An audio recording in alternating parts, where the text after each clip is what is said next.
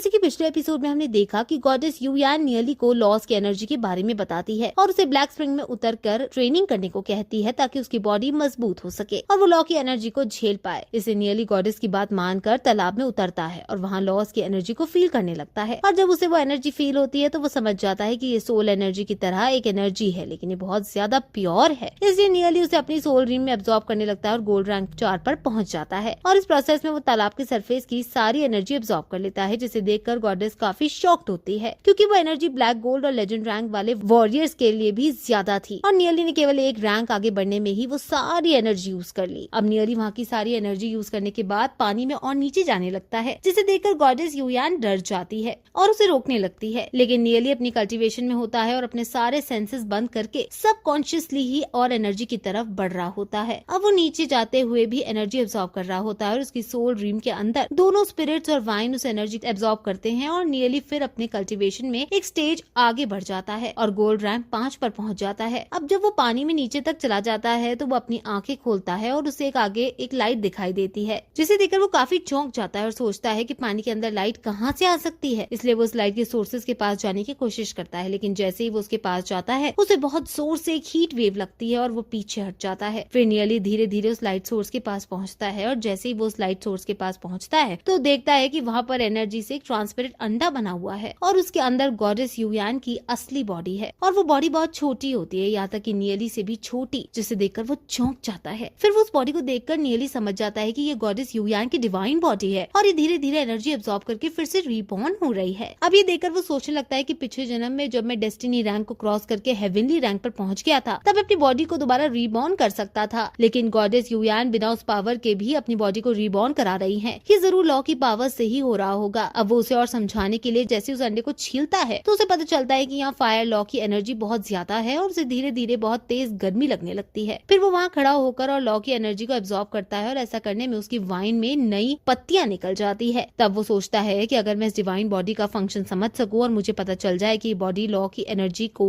किस तरह से यूज कर रही है तो ये मेरे लिए बहुत ज्यादा बेनिफिशियल होगा। और ये सोचकर वो फिर से गॉडेस यूयान की बॉडी की तरफ हाथ बढ़ाता है और सोचता है कि गॉडेस 1 साल जी चुकी है तो वो शायद समझ जाएंगी कि मैं जानबूझकर उनकी बॉडी को नहीं छू रहा और मुझे माफ कर देंगी। लेकिन जैसे ही वो अपना हाथ उसकी डिवाइन बॉडी के पास लेकर जाता है तभी उसका हाथ वहाँ की एनर्जी से जल जाता है और तब गॉडेस यूयान सोचती है कि मैं ह्यूमंस की बहुत बड़ी गॉडेस हूँ और सभी मेरा सम्मान करते हैं, लेकिन पता नहीं ये नियली क्या करना चाह रहा है। फिर वो सोचती है कि अगर नियली उनकी डिवाइन बॉडी के साथ कुछ करेगा तो वो उसे रोक भी नहीं सकती क्योंकि उसकी पावर्स अभी सील है, लेकिन अगर नियली की जगह कोई और आदमी होता तो वो अपना थोड़ा सा ऑरा एक्टिवेट करती और वो सब उसी से दूर हो जाते। लेकिन यूयान का ऑरा नियली पर कोई काम नहीं कर रहा था। तभी नियली भी फिर से धीरे धीरे उस एनर्जी के अंदर अपना हाथ डालकर उस डिवाइन बॉडी की एनर्जी को फील करने की कोशिश करता है, लेकिन तभी वहीं गॉडेस को लगने लगता है कि कोई उनकी बॉडी के ऊपर कोई अपना हाथ चला रहा है और वो उड़ते हुए नीचे गिर जाती है। फिर वो गुस्सा होकर कहती है कि मैं गॉडेस हूँ और आज तक ऐसी बदतमीजी मेरे साथ किसी ने भी नहीं की और अब इसके लिए नियली को नहीं छोड़ूंगी। लेकिन मैंने भी ये कभी नहीं सोचा था कि वो लॉ एनर्जी के प्रोटेक्शन बैरियर को तोड़कर मेरी डिवाइन बॉडी तक पहुंच जाएगा और अगर ऐसे में वो मेरी डिवाइन बॉडी के साथ कुछ करता है और अगर वो उसे कंज्यूम करके खुद एब्सॉर्ब करने की कोशिश भी करेगा तो मैं कुछ नहीं कर पाऊंगी। और ये सोचकर गॉडेस यूयान डरने लगती है क्योंकि गॉडेस की जो नई बॉडी बन रही थी वो लॉ की एनर्जी से बन रही है और उसमें उनकी डिवाइन पावर्स भी हैं। तो अगर नियली उस बॉडी को एब्सॉर्ब करता है तो उसे बहुत सारी एनर्जी के साथ गॉडेस की डिवाइन पावर भी मिल जाएगी और वो जल्दी से बहुत ताकतवर हो जाएगा। लेकिन जैसे ही नियली उनकी बॉडी को छूता है तो गॉडेस को एक बहुत बड़ा झटका लगता है और वो कहती है कि ये कौन सी पावर है। दरअसल जब नियली ने उन्हें छुआ तो उन्हें एक बहुत ही एंशिएंट और मिस्टीरियस पावर फील होती है जो कि उनकी लॉ की पावर से भी ज्यादा ताकतवर और पुरानी होती है, जिससे गॉडेस सोच में पड़ जाती है और सोचने लगती है कि लॉ की पावर से ज्यादा ताकतवर सिर्फ क्रिएशन पावर हो सकती है और वो पावर केवल गॉड ऑफ क्रिएशन के पास है जिसने ये पूरी दुनिया बनाई है। तो क्या नियली गॉड ऑफ क्रिएशन का वंशज है? वहीं दूसरी तरफ नियली को भी लॉ की पावर समझ आ जाती है और वो सोचता है कि लॉ की पावर से हम लेजेंड रैंक को क्रॉस तो कर सकते हैं लेकिन ज्यादा आगे नहीं बढ़ सकते क्योंकि ये पावर कल्टीवेशन में बेस नहीं है, ये केवल प्योर एनर्जी है। लेकिन अगर हम हेवनली पाथ के कल्टीवेशन के साथ इस पावर को जोड़ दें तो ये पावर और कल्टीवेशन दोनों ही और ताकतवर बन सकती है और अगर हम उस टेक्निक को प्रैक्टिस करें तो बहुत ही जल्दी लेजेंड रैंक पर पहुंच सकते हैं और उससे जो एनर्जी प्रोड्यूस होगी वो भी सोल एनर्जी से ज्यादा ताकतवर और प्योर होगी, जिससे हम और भी ज्यादा ताकतवर हो सकते हैं और शायद इस मेथड से कल्टीवेशन की दुनिया में एक और नया रास्ता खुल जाए। फिर वो कहता है कि अगर मैं ये मेथड गॉडेस यूयान को बताता हूँ तो उन्हें अपनी बॉडी फिर से बनाने की जरूरत नहीं पड़ेगी और वो बहुत जल्दी जल्दी ही फिर से अपनी पुरानी पावर पा लेंगी और पहले से भी ज्यादा ताकतवर बन जाएंगी। और इसके बाद वो फिर से वहीं बैठकर अपनी थ्योरी को प्रूव करने के लिए कल्टीवेशन स्टार्ट कर देता है और उसने